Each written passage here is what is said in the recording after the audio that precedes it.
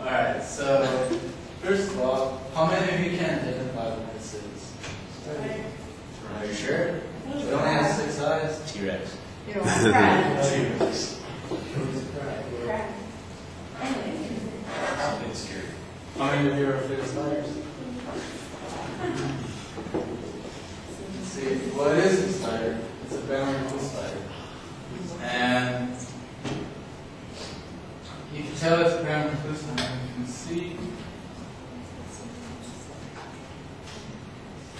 but it has a violet shape right here. It looks kind of like violet. And you can tell that's how you can distinguish the spider.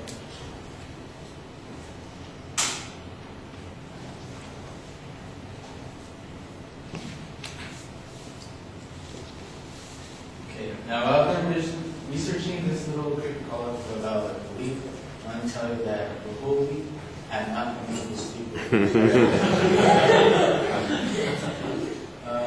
the reason is because there's a research, they've done researches that they showed that there's about like 2 in your home.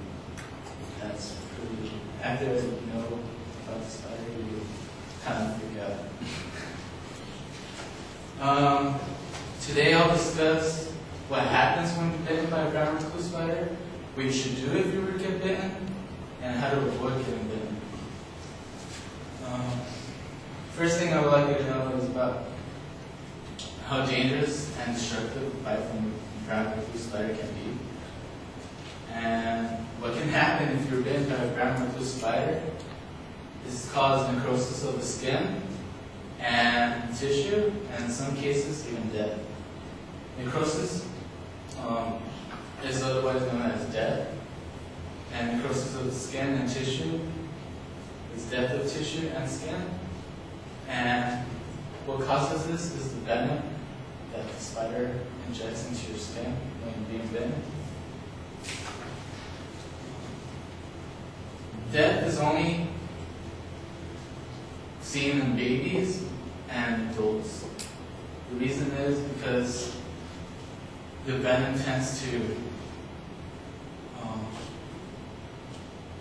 heighten your blood pressure, and often babies have heart attacks, and so they become. And brown recluse spider.org says that 25% of the victims die from it. And let me show you some pictures of what the bites look like.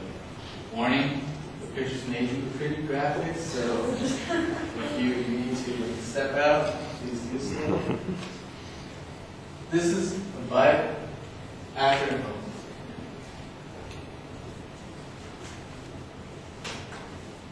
This is a bite after an hour. As you can see, it's pretty big, and this is the origin of the bite. As you can see, the venom is spreading all around.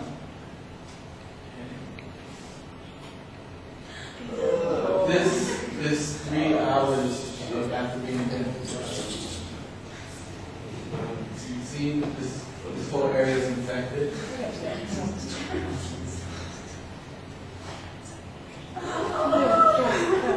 This is 11 hours. And it's still not completely healed. And this is after all the medication and process. They've cut out skin in order to get out all the venom out. And he's definitely going to have a scar after that.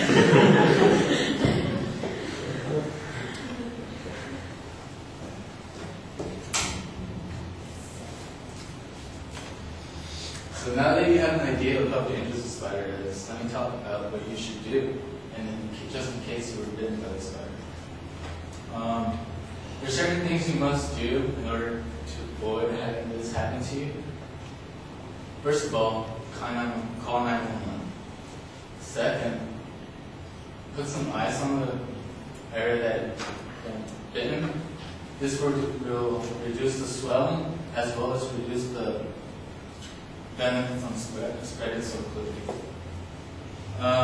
Wash the the area with cold water, and also make sure not to wash the infected area with warm water, because this will accelerate the time of the necrosis of the skin dying. Fourth, bandage the wound to avoid it getting affected.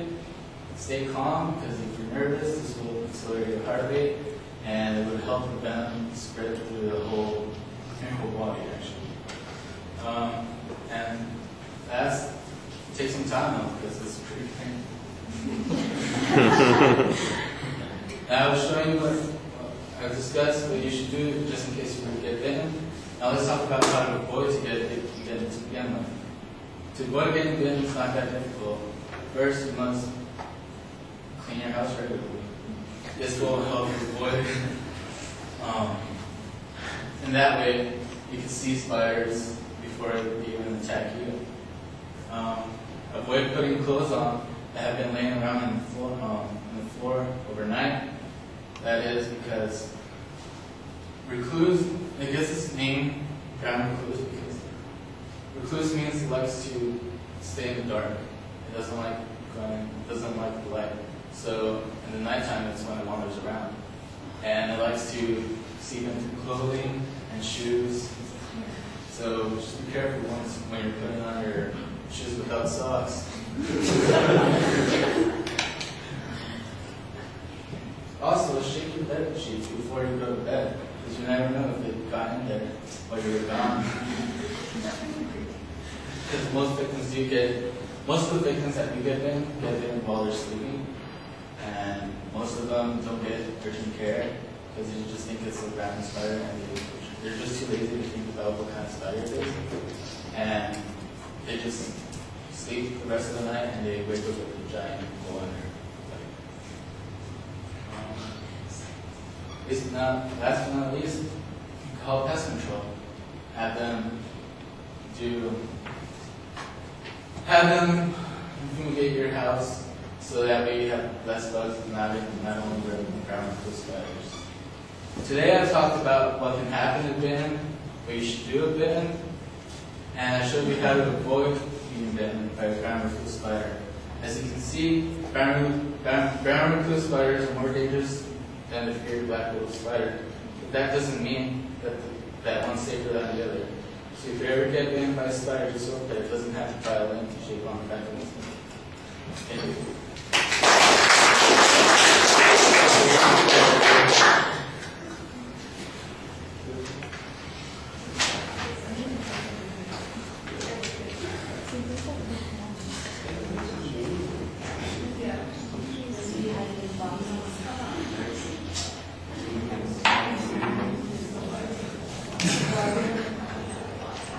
So Sam, what did you think? I thought the intro was really good, but it was kind of shocking at the same time. But maybe you couldn't know how to say it. And I thought the thesis was clear and organized, and the visuals gave like a good insight of the danger of the spiders. And I thought it was interesting overall, but I'm kind of paranoid now.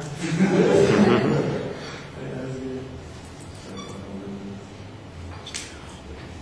All right, I thought you used the visual pretty well and identified the subject. Turning off the lights so that we could see the shape on the back of the spider's head, I thought was a pretty effective move at that point, because that was one of those images that did need the lights turned off there.